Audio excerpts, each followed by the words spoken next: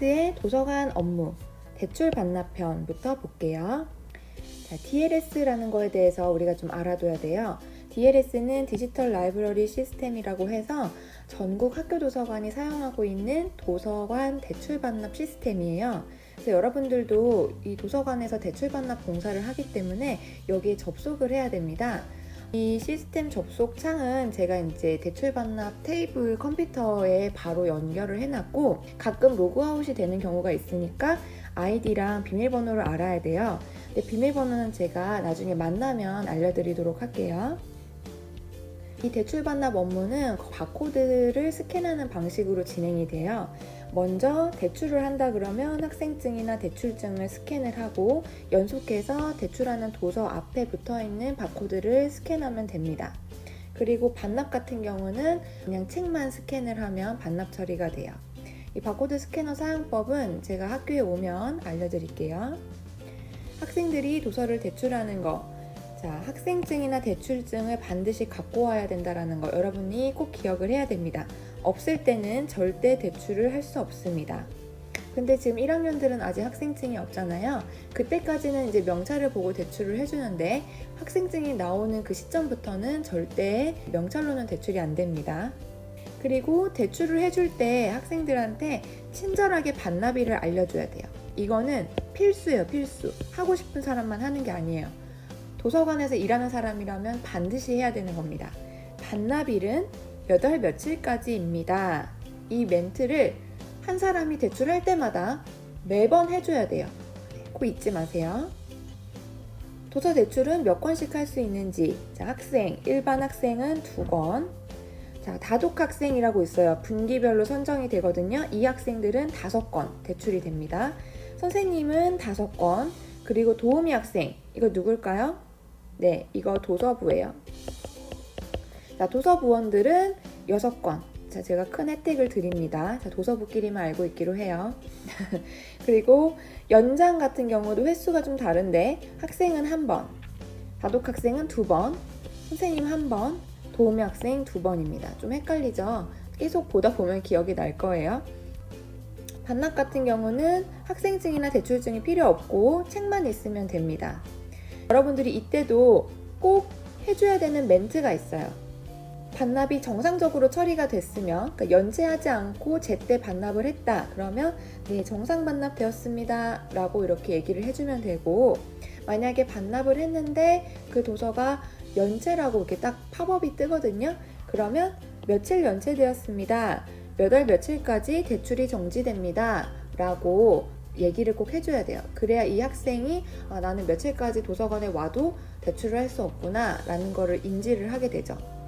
반납을 하다 보면은 이 학생이 지금 반납하는 도서 말고 또 다른 도서를 갖고 있는 경우가 있어요. 그런 경우에 그 도서가 연체다, 연체된 책이다 라고 이렇게 뜨면요, 여러분들이 얘기를 한번 해주세요. 저 이 책 말고 또 빌린 다른 책 지금 연체됐거든요. 지금 빨리 반납해 주세요. 이런 식으로 얘기를 꼭 해주세요. 학생들이 연체를 하면 어떻게 되느냐? 1단계 연체 2배 기간 동안 대출이 정지됩니다. 그리고 10일이 이상 넘어가면은 독촉장을 발행을 해요. 그리고 20일이 넘어갔을 때는 제가 방문을 합니다. 무슨 일이 있어서 반납을 못하는지 확인을 하러 가거든요. 근데 이런 과정을 거쳤는데도 반납을 하지 않는다, 별 문제가 없는데도 반납을 하지 않고 있다 라는 경우에는 벌점 10점까지 발급을 할 수도 있습니다. 이 점을 여러분들도 잘 기억을 하면 좋겠고요. 그리고 도서부원이 연체한다라는 건 말이 안 되죠, 그죠? 도서부원의 연체는 제발 하지 않았으면 좋겠습니다. 도서 연장 및 예약, 아까 제가 연장 횟수 사람마다 좀 다르다는 거 알려드렸죠? 연장을 할 때는 어떤 식으로 하냐면 DLS, 도서관 대출 반납 시스템에 이제 학생증이나 대출증을 딱 스캔을 하면은 대출 목록이 떠요. 그 사람이 빌린 대출 도서 목록이, 거기에 연장 버튼이 딱 보여요, 책마다. 그러면 그걸 딱 누르면 7일이 더 늘어나는 식으로 연장이 됩니다. 대출을 하면서 동시에 연장을 할 수도 있어요. 뭐 매번 그렇게 하라는 건 아니지만 두꺼운 책을 빌려가는 학생이다, 그럼 혹시 연장이 필요하세요? 이러면서 한 번 더 연장을 해줄 수도 있어요. 예약 같은 경우는 내가 이 책이 정말 필요한데 다른 학생이 빌려간 상태예요. 근데 내가 그 책을 빨리 보고 싶어요. 그러면 예약을 하면 바로 그 다음 차례가 본인이 돼요. 더 오래 기다릴 필요가 없겠죠? 네, 이런 예약 기능도 있다는 거 여러분들이 알고 있으면 좋을 것 같고, 예약은 어떻게 하냐면 저한테 보내시면 됩니다. 도서관에 책 말고 정기간행물도 대출을 하고 있어요. 이건 이제 잡지를 얘기를 하는 건데, 모든 잡지가 다 대출이 되는 건 아니고 최신호, 그러니까 각 간행물에 가장 최근에 나온 거는 대출을 안 하고 그 이전 거는 대출을 해요. 최신호는 정기간행물 특성상 그 시점에 봐야지 좀 가치가 있잖아요. 도서관 내에서 여러 사람이 볼 수 있게 최신호는 그대로 두고 그 나머지 좀 지나간 것들은 대출을 할 수 있도록 하고 있습니다. 정기간행물 같은 경우는 바코드를 붙여놓지 않았어요. 1년마다 폐기를 할 수가 있거든요. 이거는 그냥 이렇게 손으로 적어서 대출을 해요. 적는 파일이 있거든요. 거기에 손으로 적어서 대출을 해주고 2권까지 빌릴 수 있고 기간은 7일입니다. 이거는 누구든 상관없이 무조건 2권까지만 되고 기간은 7일입니다. 잘 기억하세요. 우리 도서관에서 구독하고 있는 정기간행물 목록이에요. 잘 외워두면 좋겠습니다. 자, 이번에는 도서 정리와 관련된 내용들을 살펴볼게요. 자, 도서관의 모든 자료는 분류를 하게 되어 있습니다. 자료를 관리하고 이용하기 편리하게 하기 위해서 형식별, 주제별로 분류를 하고 있어요. 한번 상상해 보세요. 도서관에 지금 10,000여 권 정도가 소장되어 있는데 이 책을 분류하지 않고 꽂았다. 그러면 책 한 권을 찾는데 하루 종일 걸릴 수도 있어요. 그래서 이 분류를 해주는 게 정말 중요합니다. 우리 도서관은 한국십진분류법에 의해서 자료들을 분류하고 있습니다. 그리고 학생들이 자주 이용하는 책들은 그런 책들끼리 모아놓기 위해서 별치 서가를 두는데요.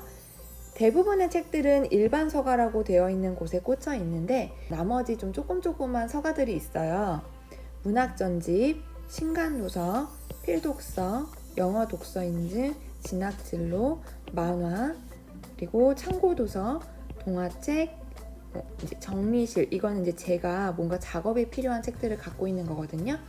그래서 이런 식으로 좀 나눠져 있다. 그래서 도서관 자료 검색하는 그 페이지, 검색 페이지에서 이렇게 검색을 해도 각 자료의 위치가 이런 식으로 나와 있어요. 그래서 이걸 알아두는 게 중요하고, 이쪽에 있는 서가들은 다 대출 가능한 자료들이고, 자, 이쪽에 있는 것들은 대출이 안 되는 자료들입니다. 이 서가에 꽂는 책이라는 거를 구분해주기 위해서 스티커를 따로 붙여요. 진학진로 코너는 이런 식으로, 문학전집은 이거, 필독도서는 요거, 신간도서, 만화 이런 식으로 좀 붙여놔요. 그리고 영어 인증 도서가 있는데요. 이거 이제 외국 도서 코너에 영어 인증 상중하를 이런 색깔로 구분을 합니다. 그리고 700번대 어학은 일반 서가 라인에서 좀 빠져 있어요. 영어 도서, 외국 도서 코너 바로 옆에 있거든요. 복사기 왼편이기도 하고, 이거 좀 기억하시고, 도서관 책 앞면을 보면은 바코드가 있는데 그 위에 대출 불가라는 스티커가 붙어 있으면은 대출할 수 없는 자료니까요. 대출하려고 이렇게 학생이 가져왔는데 대출 불가라고 써 있으면은 이 책은 대출할 수 없는 자료입니다 라고 얘기를 하면 돼요. 여러분들이 책을 정리할 때 도서관 책 등에 붙은 요 라벨을 보고 정리를 하게 되는데요. 일단 제가 앞에 보여드렸던 그 별치 스티커 있죠? 그 스티커는 보통 요 상단에 붙어 있어요. 자, 이거를 먼저 보고요. 아, 이거는 요 서가로 가야 되는구나. 그걸 먼저 확인한 다음에 그 다음에 요 하얀 스티커를 보는 거예요. 근데 이 하얀 스티커도 보는 순서가 있어요. 제일 위에 있는 요 숫자를 먼저 봅니다. 이 숫자가 뜻하는 거는 분류번호로 자료의 주제를 뜻하는데요. 이 숫자가 작은 숫자에서 큰 숫자 순서대로 꽂아야 돼요. 이게 소수점까지 잘 보아야 돼요. 그 다음에 두 번째 봐야 되는 건 가운데에 있는 요 저자기호예요. 저자기호는 저자의 성 첫 자음과 이름을 기호로 바꾼 건데요. 요 끝에 있는 자음 같은 경우는 도서명의 첫 자음이에요. 이응이 저자 성의 첫 자음이라고 했잖아요. 그리고 요거는 숫자는 저자 이름을 숫자로 한 거. 보니까 같은 저자이면은 이 기호가 여기까지 같아요. 같은 저자의 책이면. 그러면 같은 주제에 같은 저자 책이면 한 군데에 모이게 되고, 그 다음에 여기 끝에는 뭐라고 했어요? 책의 첫 잠이라고 했죠. 책 이름에.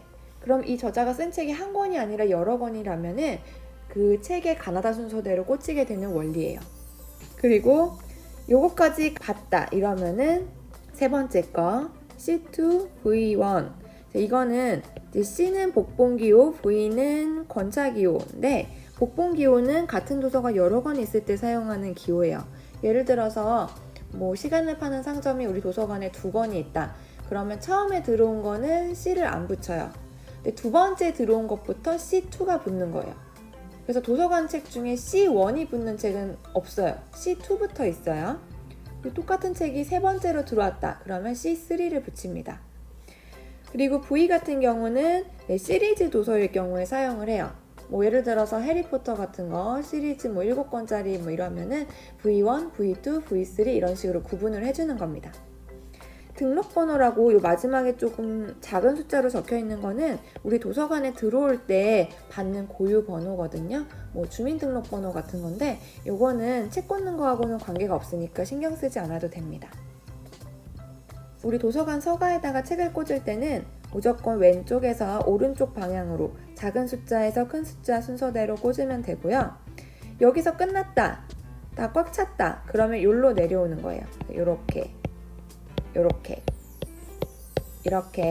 꽂고요. 자, 여기서 끝났다 그러면은 요 위로 넘어갑니다. 네, 그래서 이렇게 끝났으면 일로 이런 식으로 꽂으면 돼요. 네, 이해되시죠? 자, 여러분들이 점심시간에 봉사활동을 하면서 책을 정리하다가 보면은 이렇게 잘못 꽂혀있는 책들이 종종 보여요. 학생들이 책을 꺼냈다가 제자리를 잘 몰라서 아무데나 이렇게 놓고 가는 경우들이 있어요. 그럴 때는 도서부원들이 원래 자리로 놔줘야 합니다.